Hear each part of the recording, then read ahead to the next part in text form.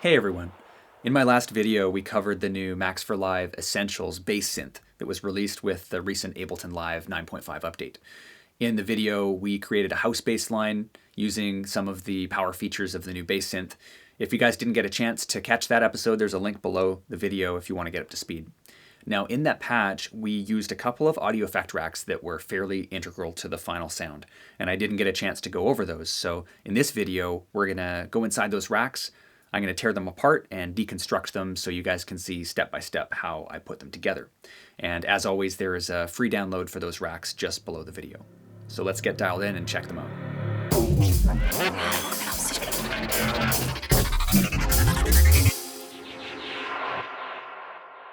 So here's the finished patch, including all of the effects racks.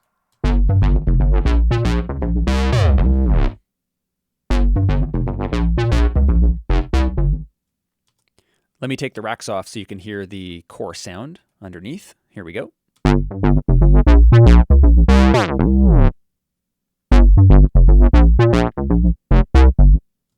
So let's turn on the first rack here. And what this rack is doing is a multi-band split, splitting out the lows from the highs so I can process them separately. Here's with the rack. If we look inside the rack, you'll see we have two chains. And we have the lows, which is effectively an EQ8. And we just have the EQ8 rolling off anything above 122 hertz. Now you'll see this is macro mapped, and this is mapped to the crossover frequency right here. So we have crossover control, which controls the other aspect of the rack as well. So basically you set your crossover here. I set my lows to begin at just over 100 hertz here. You'll see afterwards there's also a utility plugin, and this is just converting the low end into mono. I have the width control, bringing everything down to as narrow as it can go. And then on top of that, we have a compressor.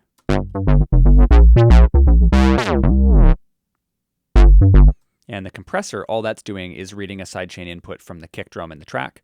So if you're using this rack in your own music, you'd have to set up these routings, but that's effectively knocking the low end out without affecting the mids and highs. So that's one of the nice things about a multi-band rack like this is you can sidechain compress just the subs, for example, to make room for your kick while leaving the rest of the bass intact.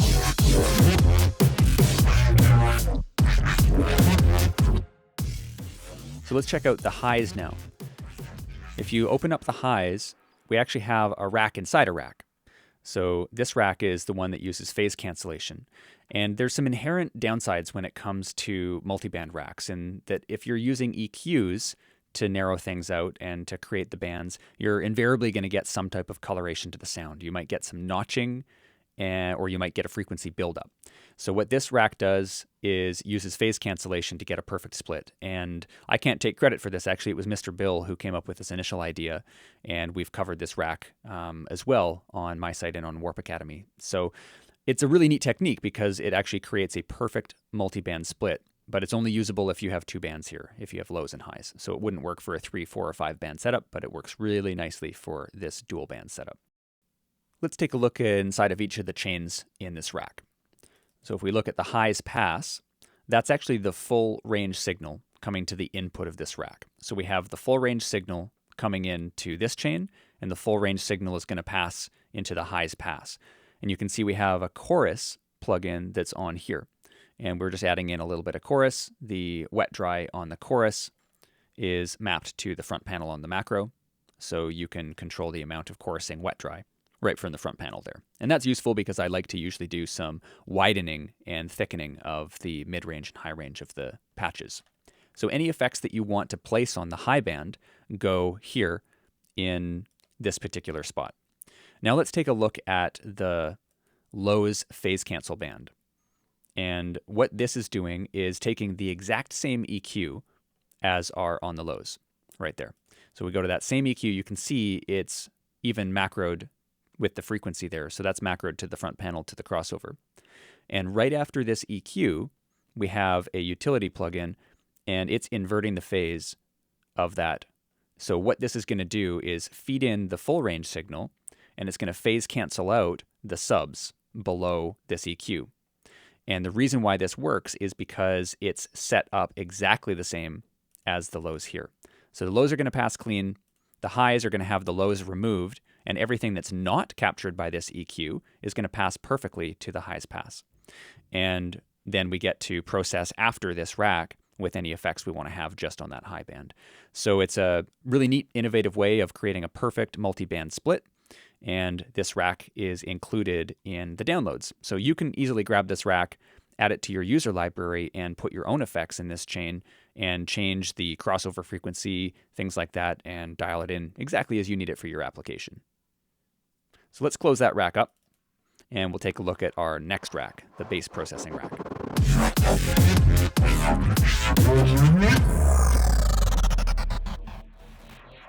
The bass processing rack is actually a more complicated rack. It contains more effects, but in some ways it's actually simpler because they're all in one chain. So we expand the chain, and we've got, first up, a couple of saturators. You'll notice the first saturator is in analog clip. The second saturator is in medium curve as far as the algorithm being used. And the most important thing I can point out here is that both of them are running in parallel. So I have them both set at 50% in the mix. And that, from my experience with sound design, is the best way to set these guys up. If you put these 100% and then you push the drive up, a lot of times you get these over-distorted, over-saturated kinds of sounds. Saturation to me sounds way better and way fatter when you add saturation in layers and you allow some of the dry signal to pass through. So rather than using one saturator and having it do a lot, I'll use multiple saturators in a row and just add a little bit with each one. These guys have a couple parameters that are macroed to the front panel. So you can see here's the analog clip. And what this macro is doing is controlling the drive of the analog clip, which is the first saturator. You'll notice that there's two parameters that are macroed, output gain and drive. And as I turn up the drive, the output gain stages down. And that's because saturation adds volume. It adds amplitude to the sound, and I don't want to fool my ears by making a sound louder, because the ears will always think that something that sounds louder is better. So listen to this.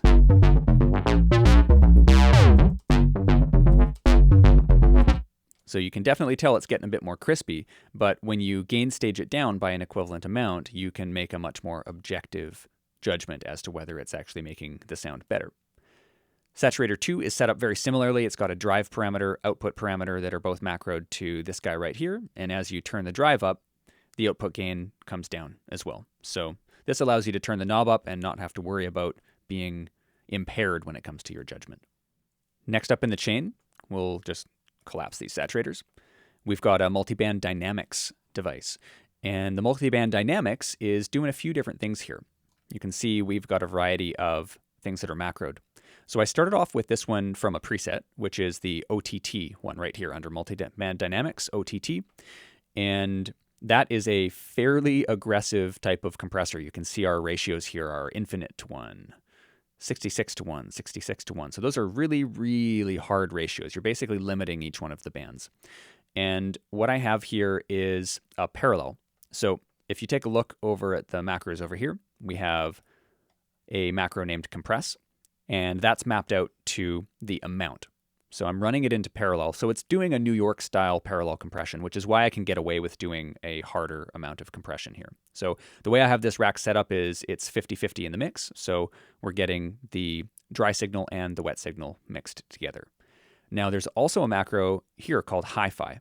And what hi-fi is doing is playing with the relative levels of the different bands. So I can have each of the outputs of each of the bands mapped here, and watch what happens as I turn hi-fi up. So here we turn it up, and it's going to turn up the top band and the bottom band more in comparison to the mid band. And what that's going to do is give you the effect of scooped mids, which is effectively what hi-fi speakers are doing. They're accentuating the bottom and the top and leaving the mids scooped. And so that gives you that kind of hi-fi sound with the multiband compressor. The other thing that we have control over is a mid boost. So if you actually want to make up the gain on the mid as much and you want to play with the amount of mid scooping or mid boosting that's happening, you have separate control over your mids with that macro right there, which is just a nice added layer of control. So let's play with some of these parameters and see how it affects the sound. We'll start with the compressor all the way off.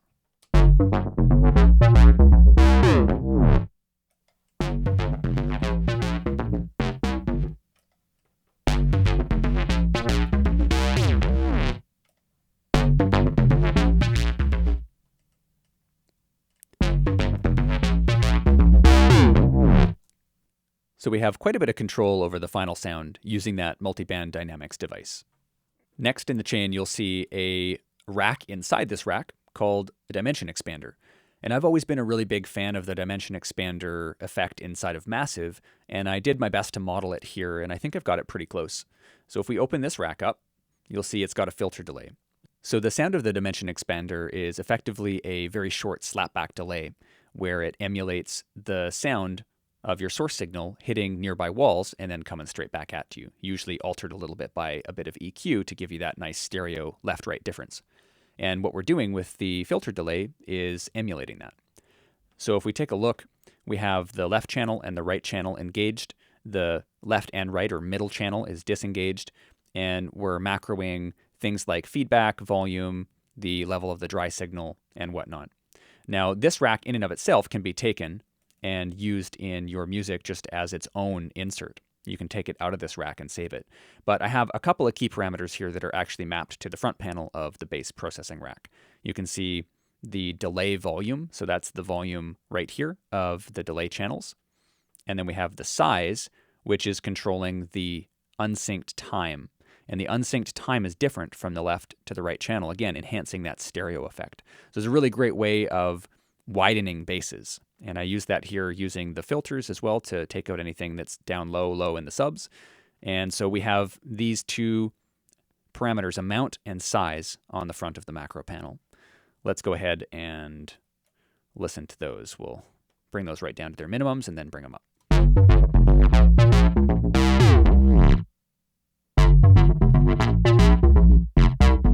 So that's at the absolute minimum with 3 milliseconds on one side and 1 millisecond on another. That's very, very, very short. So now let's increase the amount of size.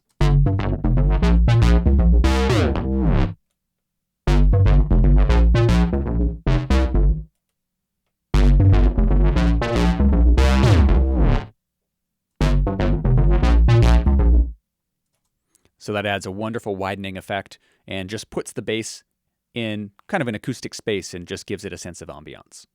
The final effect in the chain is the Max for Live Essentials Convolution Reverb Pro. And this is a full convolution reverb device that can take impulse responses, and it's kind of my go-to reverb for mixing. I love the realistic character of the sound and the ability to control the reverb with advanced parameters. You can pan the reverb, you have full damping control, you have shape control, you can even reverse the impulse response. It's a really lovely effect. And I'm using it here with a particular mode that I find quite useful for bass. So we've gone into the experimental folder, and in there, there's this algorithm called Club Ambience. And you can see from the impulse response, it's 0.1 seconds. It's very, very short.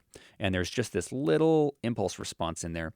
And what it does is it literally just makes it sound like it's in a nightclub. It gives you that kind of small, stuffy room, tight reflection kind of vibe. And I'm not altering too much inside this reverb, except just altering the wet dry. So you can see here on the macro panel, we have reverb wet dry, and we have that mapped out. And I've given it a little bit of a pre-delay. And I typically will do that with bass sounds, because if you have the pre-delay right down at the bottom, depending on the reverb algorithm, it'll usually make the sound feel like it's further away. So on anything percussive, like drums or anything that you want right up front, like bass, I'll give it a little bit of a pre-delay just so that that sound still retains that in-your-face kind of feel. So let's play with the wet dry and see what this sounds like.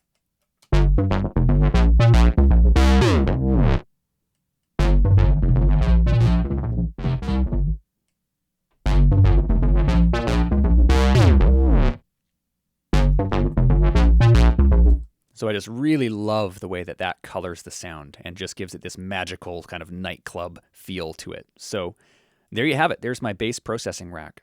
And used together, these guys are pretty serious sculpting weapons. You can do that nice high-low split and tighten up your subs and process those separately from your mids and tops. And then you can get crazy with that parallel saturation, multiband compression, dimension expander, and reverb with the bass processing rack.